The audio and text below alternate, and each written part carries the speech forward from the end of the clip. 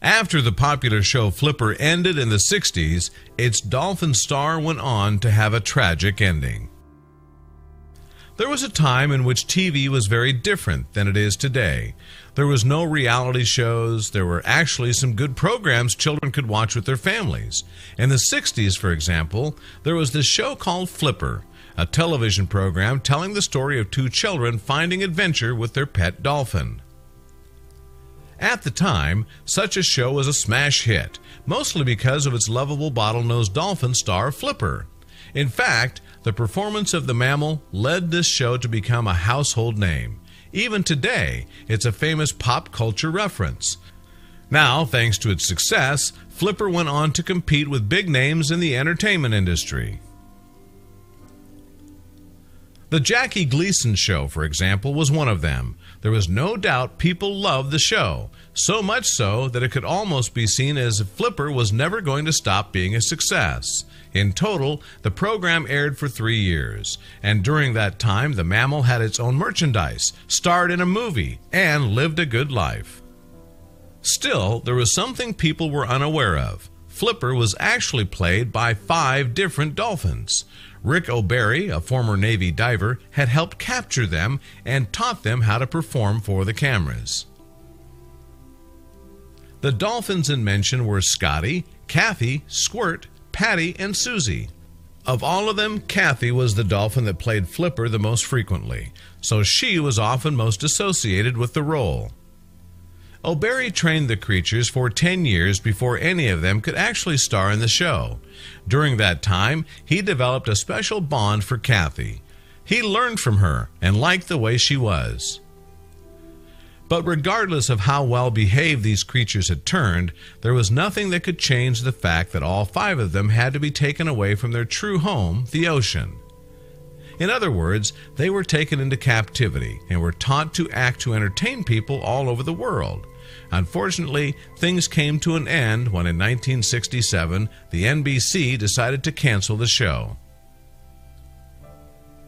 As it often happens, they forget about the stars.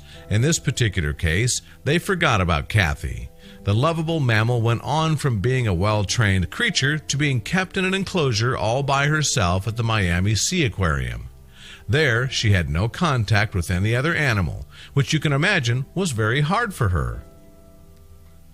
Kathy was accustomed to being near humans and other dolphins, so being left alone clearly made her life miserable. Soon, she got worse, and no one knew how to help her. When O'Barry went to visit the mammal at the Sea Aquarium, he found out she was worse than he had imagined. She was farther gone than anyone realized. I knew she was tired of suffering, he said to the Huffington Post in an interview. She was living a miserable life, and she was tired of being miserable, he concluded. Over 3 decades later, in 2009, O'Barry talked a bit more about Kathy's behavior in his film, The Cove.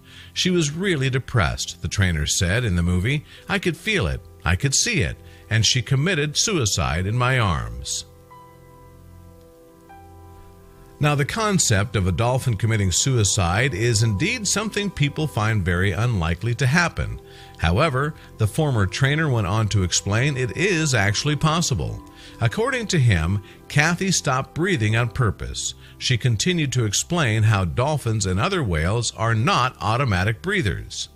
Therefore, unlike us, every breath they take is a conscious effort.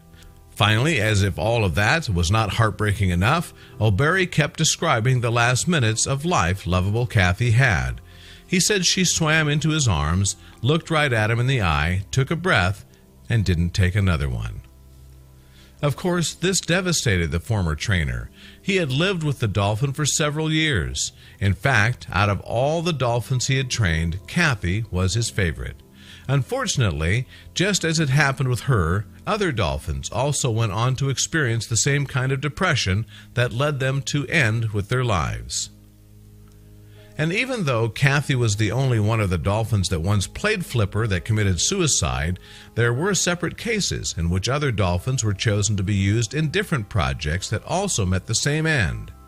In the mid-60s, for example, naturalist Margaret Howe Lovett worked with a dolphin called Peter on a research project founded by NASA. The goal was to teach Peter to replicate human speech. The two of them spent so much time together that he ended up becoming physically infatuated with her. Unfortunately, things came to an end when Peter's keepers moved him to a dark and isolated building where he stopped having contact with Miss Lovett and pretty much everyone else. The reason? Financial issues. Not long after, he also stopped breathing. Carers came to the conclusion that he willingly decided to do so.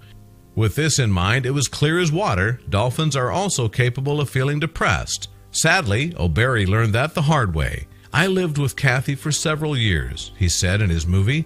"She committed suicide. She died in my arms, and I experienced that," the former trainer added. The following years after Kathy's death, O'Barry could never get rid of that feeling of guilt for taking the poor animal captive in the first place. He went on to think she probably could have been much happier if she was never taken out of her home. The dolphin was gone, and there was nothing anyone could do to bring her back.